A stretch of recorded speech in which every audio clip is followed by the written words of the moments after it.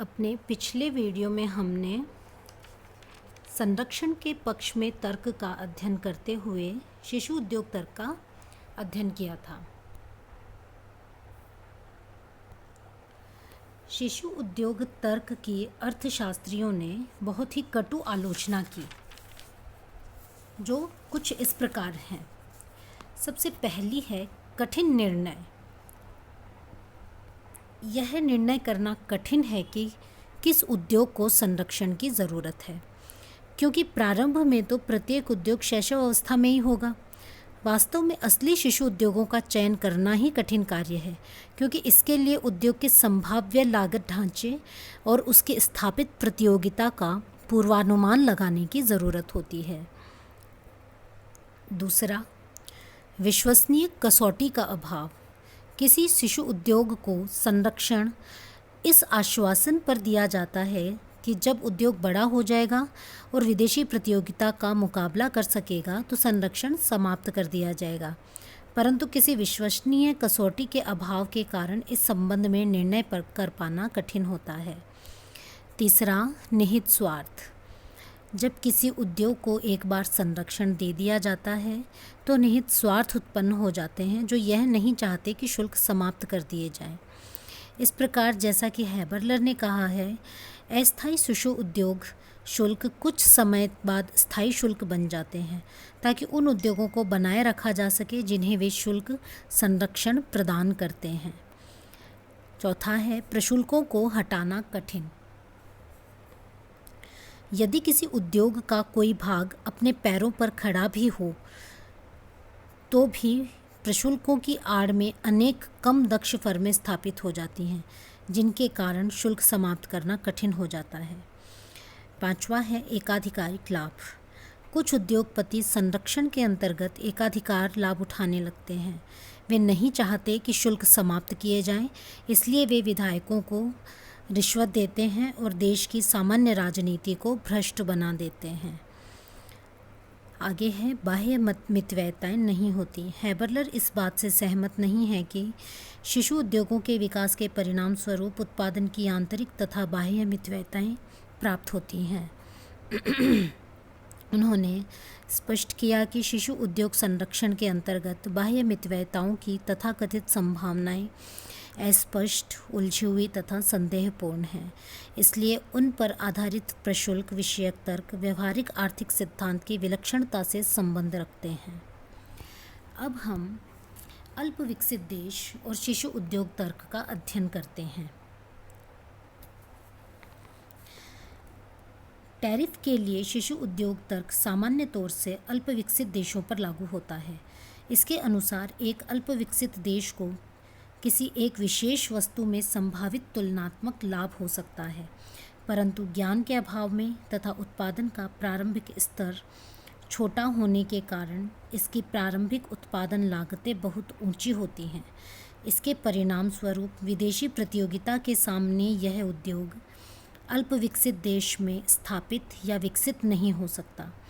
इस प्रकार एक अल्प विकसित देश के लिए एक उद्योग स्थापित करने और उसे शैशव अवस्था में संरक्षण देने हेतु आयात टैरिफ लगाना आवश्यक होता है। ऐसा करना तब तक उचित है जब तक उद्योग आकार और दक्षता में इतना विकसित नहीं हो जाता कि वह विदेशी प्रतियोगिता का मुकाबला कर सके।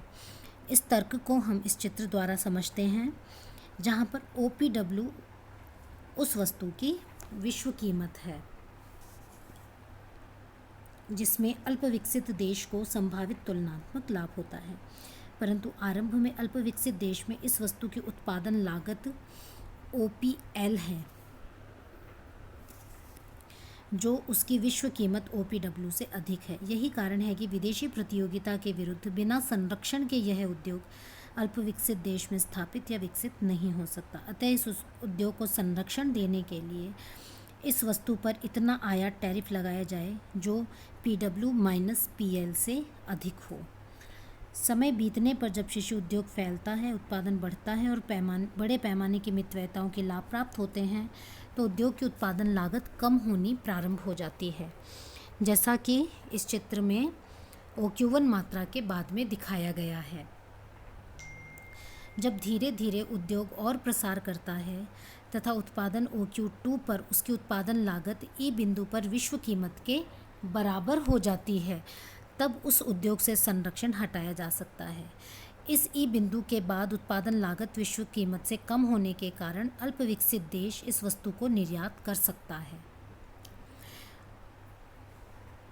इस शिशु उद्योग तर्क घरेलू उत्पादन को प्रोत्साहित करने के लिए होता है। यह इस धारणा पर आधारित है कि शिशु का पालन करो, बालक की रक्षा करो और वयस्क को स्वतंत्र कर दो। Nurse the baby, protect the child and free the adult. इसका अभिप्राय यह है कि जब तक एक उद्योग विदेशी प्रतियोगिता का मुकाबला करने की क्षमता प्राप्त नहीं कर लेता, उसे संरक्षण देते रहना चाहिए, परंतु जब वह ऐसी क्षमता प्राप्त कर लेता है तो उस पर से संरक्षण हटा लेना चाहिए। परंतु ऐसा अनुभव है कि जब एक बार किसी उद्योग को संरक्षण प्रदान किया जाता है तो उद्योग शिशु रहना ही पसंद करता है। फिर एक बार जब किसी उद्योग को आयात टैरिफ द्वारा संरक्षण दिया जाता है तो उसको हटाना कठिन हो जाता है। इसलिए अर्थशास्त्रियों का मत है कि जो कार्य एक आयात टैरिफ कर सकता है उससे अच्छा संरक्षण उत्पादन सहायकी अर्थात सब्सिडी प्रदान कर सकती है। उत्पादन सहायकी संरक्षण विधि के रूप में आयात टैरिफ से बेहतर है, क्योंकि सरकारी बजट का भाग होने के कारण इसका प्रतिवर्ष पुनरावलोकन किया जा सकता है, जबकि आयात टैरिफ के बारे में ऐसा संभव नहीं होता।